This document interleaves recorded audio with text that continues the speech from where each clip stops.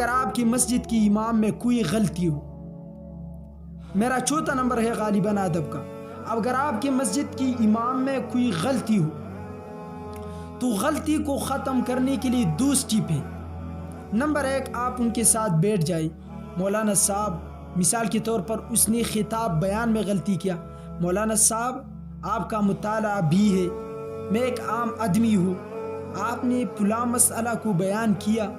میں نے کسی جگہ میں کسی اور عالم سے سنا تھا یا کسی کتاب میں میں نے ایسا دیکھا ہے، جو آپ نے بیان کیا ایسا میں نے نہیں سنا اور نہ دیکھا ہے کتاب میں۔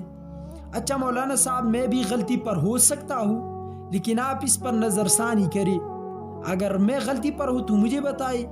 اگر آپ اس بیان میں جو غلطی آپ سے ہوا ہے اگر آپ سے خطا ہو گئی ہے تو انسان ہے، بڑے بڑے لوگ گزرے ہیں، ان سے بھی خطا ہوتی، تو اس مسئلے میں مجھے کنفیوژن ہے جو لوگ کہتے ہیں۔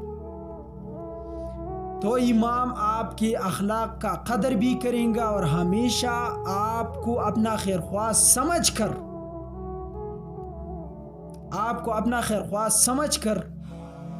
آپ کا عزت اور ادب بھی کریں گا،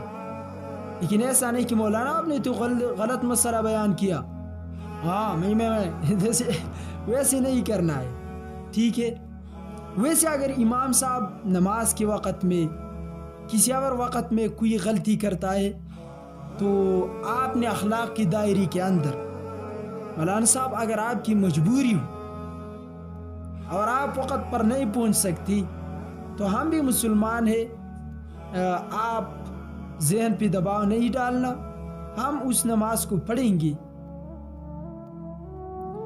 اور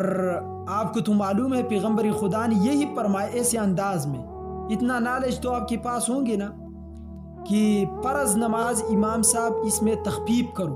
بیمار ہے، ضعیف ہے، حاجت مند ہے، مسافر ہے، اس کے اندر تو فرض نماز جب پڑھیں گے تو تخفیف کرنا ہے۔ اس سے یہ مسئلہ میرے ذہن کے مطابق نکلتا ہے کہ امام کو بر وقت مسجد میں پہنچنا چاہیے۔ اگر فرض نماز میں تخفیف کا حکم ہے لوگوں کی وجہ سے فرض نماز میں، تو پھر امام صاحب کس کا بیٹا ہے اور کس کا باپ ہے جو وقت سے 5 منٹ بعد نماز کے لیے پہنچتا ہے؟ اس میں تو بوڑھے لوگ ہیں، کسی کو پیشاب کا بیماری، کسی کو کوئی اور بیماری، کسی کا کام ہے لیکن مسجد میں نماز پڑھتا ہے اور امام صاحب وقت پر نہیں پہنچتا، امام صاحب کا غلطی ہے۔ ایسی غلطی امام خود اپنے آپ سے نکالے اور عوام کمیٹی ایسے طریقے سے بات کرے جس سے وہ خوش بھی ہو جائے اور ضد میں نہ آئے۔ ایسا کرے، میں طریقہ بتاتا ہوں۔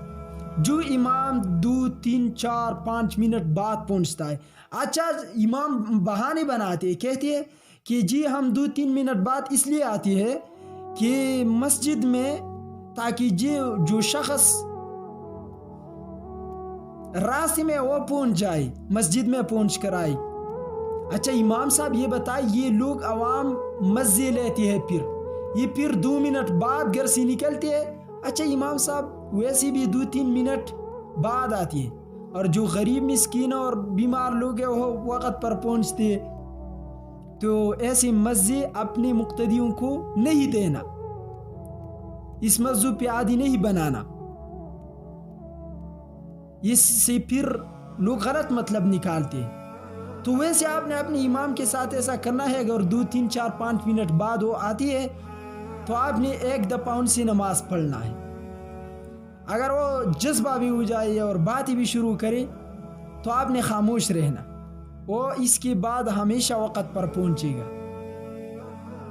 تو بعض باتوں میں امام کو بھی اور مقتدی دونوں کو بھی حکمت عملی اپنانا چاہیے۔